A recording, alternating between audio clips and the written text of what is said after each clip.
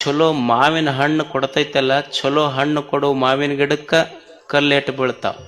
ಮತ್ತು ನಿಂದೆ ಮಾಡಾಕತ್ತಾರಂದ್ರೆ ಚಲೋ ಇದ್ದವರಿಗೆ ನಿಂದೆಯ ಮಾತುಗಳು ಬರ್ತಾವಂತ ತಿಳ್ಕೊಬೇಕಷ್ಟ ಮನುಷ್ಯ. ಯಾರಿಗೆ ಬಿಟ್ಟದ ಹೇಳ್ರಿ? ಈಗ ಜನ ಯಾರಿಗೆ ಬಿಡ್ತದೆ? ಈಗ ಒಬ್ಬ ರೈತ ಇರ್ತಾನ, ಅವ ಬೆಳಿಗ್ಗೆದ್ದು ಏನು ಪ್ರಾರ್ಥನೆ ಮಾಡ್ತಾನ ಅಂದ್ರೆ, ಇವತ್ತು ಮಳಿ ಬರಬಾರ್ದು ನೋಡ, ಮಳಿ ಬರ್ಬೇಕಪ್ಪ ಭಗವಂತ, 2 ಕಾಯಿ ಓಡಿಸ್ತೀನಿ ಅಂತ ರೈತ ಬೇಡ್ಕೊಂತ.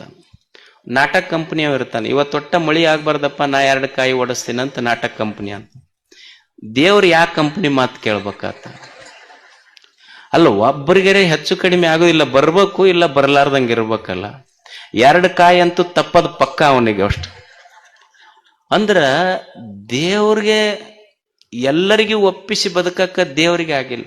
ಈಗ ನೀವು ಅನ್ಬೋದು ಅಜ್ಜವ್ರು ಒಳ್ಳೆಯವ್ರು ಅದಾರ ಅಂತ ಕೆಲವು ಮಂದಿ ಅನ್ಬೋದು, ಅಜ್ಜವ್ರು ಒಳ್ಳೆಯವ್ರು ಅಲ್ಲ ಅಂತ ಕೆಲವು ಮಂದಿ ಅನ್ಬೋದು. ಸಮಾಧಾನ ಹೆಂಗಂದ್ರ, ದೇವರಿಗೆ ಎಲ್ಲರಿಗೂ ಒಪ್ಪಿಸಿ ಬದುಕಕ್ಕಾಗಿಲ್ಲ ಅಂದ್ರೆ ನಮ್ಮಂಥವ್ರಿಂದ ಏನು ಎಲ್ಲರಿಗೂ ಒಪ್ಪಿಸಿ ಬದುಕಲಿಕ್ಕೆ ಆಗ್ತೈತಿ ಅನ್ನೋ ಸತ್ಯ ತಿಳ್ಕೊಂಡು ಬದುಕುವುದಷ್ಟೇ. ಮನುಷ್ಯ ಈ ಸತ್ಯವನ್ನ ಅರ್ಥ ಮಾಡಿಕೊಂಡು ಬದುಕುವುದಷ್ಟೇ. ಮನಸ್ವಿ ಕಾರ್ಯಾರ್ಥಿ ನ ಗಣಯತಿ ಚ ದುಃಖಂ ನ ಚ ಸುಖಂ.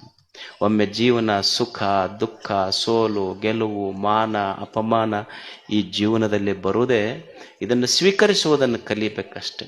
ಒಬ್ಬ ಎರಿಕ್ ವಯನ್ ಮೆಹರ್ ಅಂತಿದ್ದ, ಎರಿಕ್ ವಯನ್ ಮೆಹರ್. ಅವ ಸಣ್ಣ ಹುಡುಗಿದ್ದಾಗ ರೆಟಿನೋಸಿಸಿಸ್ ಅಂತ ಬಂತು, ಕಣ್ಣು ಹೋದ ಹುಡುಗ ಬಹಳ ದುಃಖಿತನಾದ. ಅವರಪ್ಪ ಹುಡುಗಳದು ನೋಡಿ ಮಗ ಅಪ್ಪ ಅಂತಾನ, ನೋಡು ನಿಸರ್ಗ ನಿನ್ನ ಕಣ್ಣು ಕಸ್ಕೊಂಡಿರಬಹುದು, ಆದ್ರೆ ನಡೆಯುವ ಕಾಲು ಕಸ್ಕೊಂಡಿಲ್ಲ. ಮಗನಿಗೆ ಬೆಟ್ಟ ಹತ್ತುವುದು ಕಲಿಸಿದ. ಎರಿಕ್ ವಯನ್ ಮೆಹರ್ ಅವನ ಹೆಸರು. ಕಣ್ಣು ಹೋಗಿತ್ತು ಹುಡುಗ, ಕಣ್ಣಿಲ್ಲಾರ್ದ ಹುಡುಗ ಬೆಟ್ಟ ಹತ್ತುವುದನ್ನು ಕಲಿತು, ಬಿತ್ತು, ಏಳ್ತು, ರಕ್ತ ಮೈ ಕಾಲು ಮುರಿತು. ನಿಮಗೆ ಆಶ್ಚರ್ಯ ಅನ್ನಿಸ್ಬೋದು. ಕಣ್ಣಿಲ್ಲಾರ್ದ ಹುಡುಗ ಸಂಕಲ್ಪ ಮಾಡಿತು, ನಾನು ಮೌಂಟ್ ಎವರೆಸ್ಟ್ ಹತ್ತಬೇಕಂತ. ಇಡೀ ವಿಶ್ವದಲ್ಲಿಯ ಕಣ್ಣಿಲ್ಲದ ವ್ಯಕ್ತಿ ಮೌಂಟ್ ಎವರೆಸ್ಟ್ ಹತ್ತಿದ್ದು ಎರಿಕ್ ವಯನ್ ಮೆಹರ್. ಅವ ನೋ ಬ್ಯಾರಿಯರ್ಸ್ ಅಂತ ಒಂದು ಸಂಸ್ಥೆ ಕಟ್ಟಿದ. ಅಂದ್ರೆ ಜೀವನದಲ್ಲಿ ಪ್ರಯತ್ನ ಇದ್ರ ವಿಘ್ನಗಳೇ ಇಲ್ಲ ಅಂತ. ಅವನ ಹೆಸರ ಮೇಲೆ ಒಂದು ಸಿನಿಮಾ ಆಯಿತು, ಲೈಫ್ ಈಸ್ ಕ್ಲೈಂಬಿಂಗ್ ಅಂತ. ನಾನಲ್ಲ, life is climbing. What a beautiful quotation. ಜೀವನ ಹತ್ತ ಇದೆ, ಹೆಂಗೆ ಬದುಕುದು.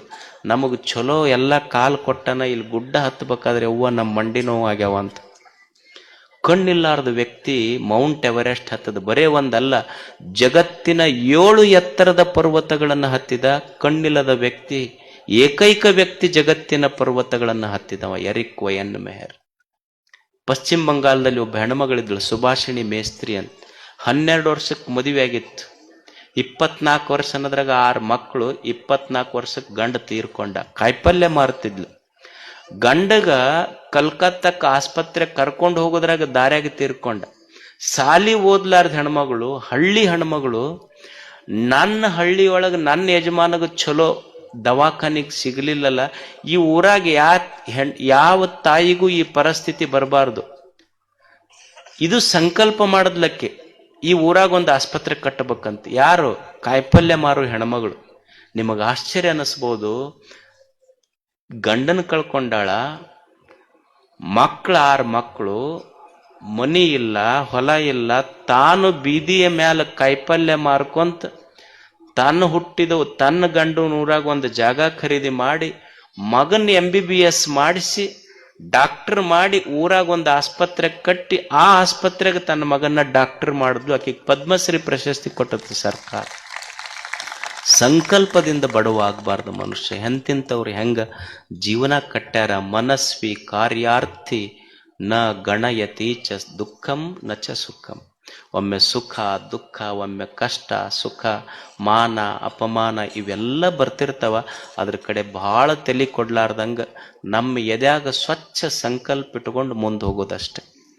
ಏನು ಕಲಿಯುವುದು ಅಂದ್ರೆ, ಇಲ್ಲಿ ಏನು ಕಲಿಯುವುದು ಅಂದ್ರೆ, ಇದ್ದಂಗಿರ್ಬೇಕು, ಇಲ್ದಂಗೂ ಇರ್ಬೇಕು. ಹೆಂಗ? ಇದ್ದಂಗಿರ್ಬೇಕು, ಇಲ್ದಂಗಿರ್ಬೇಕು, ಮ್ಯಾಲ್ ನಾವು ಕರೆದಾಗ ಎದ್ದು ಹೋಗಂಗಿರ್ಬೇಕು. ಇದು ಜೀವನದ ಸೂತ್ರ ಅಷ್ಟೇ. ಈಗ ನೀವು ಎದ್ದು ಹೋಗಕ್ಕೆ ರೆಡಿ ಆಗಿರಲ್ಲ, ಹಂಗಿರ್ಬೇಕು. ಇದು ಜೀವನದ ಸೂತ್ರ. ಇಂಥ ಒಂದು ಸುಂದರ ಸೂತ್ರ ಕಟ್ಟುವುದಕ್ಕಾಗಿನೇ ಇದೊಂದು ಗವಿಸಿದ್ದೇಶನ ಜಾತ್ರಾ ಮಹೋತ್ಸವ. ನಾ ಪದೇ ಪದೇ ಏನು ಹೇಳೋದಿಲ್ಲ, ಇದೊಂದು ಜಾತ್ರೆ ಆಗಬೇಕಾದ್ರೆ ಕಾಣದ ಸಾವಿರಾರು ಕೈಗಳು ಕೆಲಸ ಮಾಡ್ಯಾವ, ಅವರು ಇವರು ಅಂತ ನಾ ಹೇಳಾರೆ. ಯಾವ ಕಾಣದ ಕೈಗಳು ಈ ಯಾತ್ರಾ ಮಹೋತ್ಸವವನ್ನು ಯಶಸ್ವಿಗೊಳಿಸಲಿಕ್ಕೆ ಸೇವಾ ಮಾಡ್ಯಾವಲ್ಲ, ಆ ಸೇವೆ ಮಾಡಿದ ಎಲ್ಲ ಕೈಗಳಿಗೂ ಗವಿಸಿದ್ಧನ ಆಶೀರ್ವಾದ ಸದಾ ಇರಲಿ. ಇದು ಸದಾ ಜಾತ್ರೆ ಬೆಳೀತಾ ಇರಲಿ. ತಾವೆಲ್ಲ ಸಮಾಧಾನದಿಂದ ಸಾವಕಾಶವಾಗಿ, ಈಗ ಮದ್ದು ಸುಡು ಕಾರ್ಯಕ್ರಮ ಇರ್ತದೆ, ಅದನ್ನು ನೋಡ್ರಿ. ಮತ್ತಲ್ಲಿ ಗದ್ದಲ ಮಾಡಬೇಡ್ರಿ, ಲೈನ್ ಪ್ರಕಾರ ಬರ್ರಿ, ನಾನು ಇರ್ತೀನಿ ನಿಮ್ಮ ಜೊತೆಗೆ. ನಿಮ್ಮದು ಮುಗಿಸಿ ಆರಾಮ್ ನಾನು ಪೂಜಾಕ್ಕೆ ಹೋಗ್ತೀನಿ. ಸಮಾಧಾನದಿಂದ ಬರ್ರಿ, ಸಮಾಧಾನದಿಂದ ಊರಿಗೆ ಹೋಗ್ರಿ. ನಿಮ್ಮ ಸಮಾಧಾನವೇ ನಮ್ಮ ಸಂತೋಷ. ತಮಗೆಲ್ಲ ಶರಣಾರ್ಥಿಗಳು.